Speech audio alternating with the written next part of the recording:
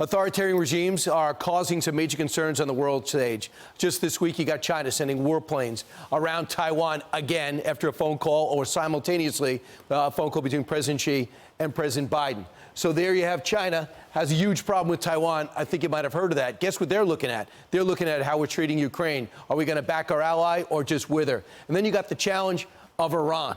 And they are supporting Hezbollah and Hamas. And then, of course, in Syria, they had two of their Al-Quds force officers taken out in a strike by the Israelis. How are they going to respond? They pledged to do just that. And then we have the Ukraine, who are now continuing to draft soldiers because they're running short of equipment, they're running short of ammo, and they're running short of people. This is a war they should be winning, but for some reason, America has decided to stop financing. Hopefully that changes in the next couple of weeks. There are a myriad of challenges, and I would argue there is nobody better in America to discuss it. Our next guest explores this question in his new novel, 2054. It's co-written with a decorated Marine Corps veteran, Elliot Ackerman.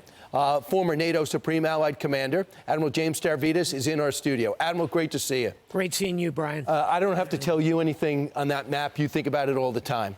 Out of those challenges, Taiwan, again, they buzzed Taiwan this week.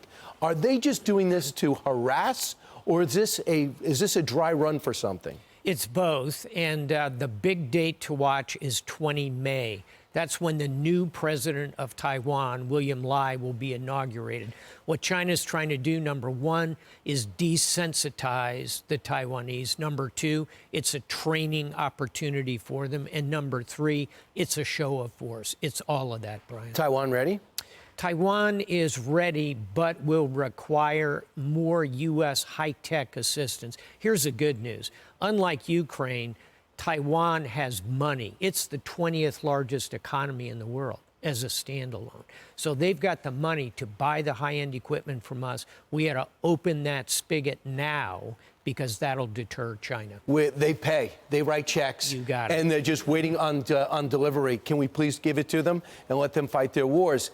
What is your take on this? We don't really know what's going on, but let's take a look at this full screen. In fiscal year 2021, there were 342 Chinese coming across our southern border. It increased astronomically.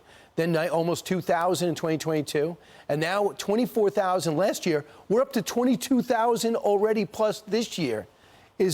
How are they coming here? Why are they coming here? What are they up to? First and foremost, I'm with Secretary Pompeo, who's a very smart guy for a West Point graduate. But Secretary Pompeo got it right, which is to say, oh my gosh, those numbers are skyrocketing. It is inconceivable that within that threat stream of, say, 20,000 in round numbers, there are not hundreds of operatives of the Chinese Communist Party. And by the way, no coincidence, as Lucas pointed out, a major flow point is across the southern border to San Diego, California, the largest concentration of military force in the United States. All our officials are saying exactly that. When are we going to take action? And was that brought up on the phone call yesterday? Meanwhile, always excited to read your books. Your novels are based on everything that you know and projections forward for years in the military. You probably have the best resume in America. So tell me about 2054. 2054 is set in that year, so it's set mid-century, Brian, and it looks at the race for artificial intelligence, which is the most important race of the 21st century between the U.S. and China.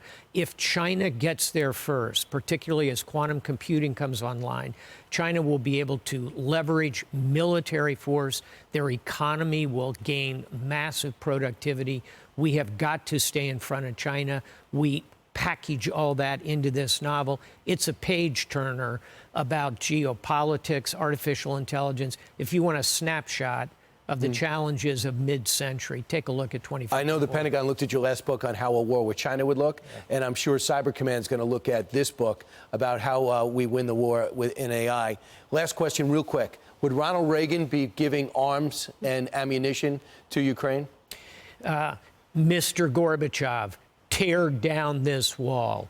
Reagan was able to say that and win the Cold War because he had the NATO alliance at his back. Ronald Reagan would see the criticality of giving the aid to Ukraine. He would have done it at least a year ago. And I think Speaker Johnson realizes that, and hopefully we get that done. Adam, it was always a privilege to see you. Thanks so much for what you do for the country.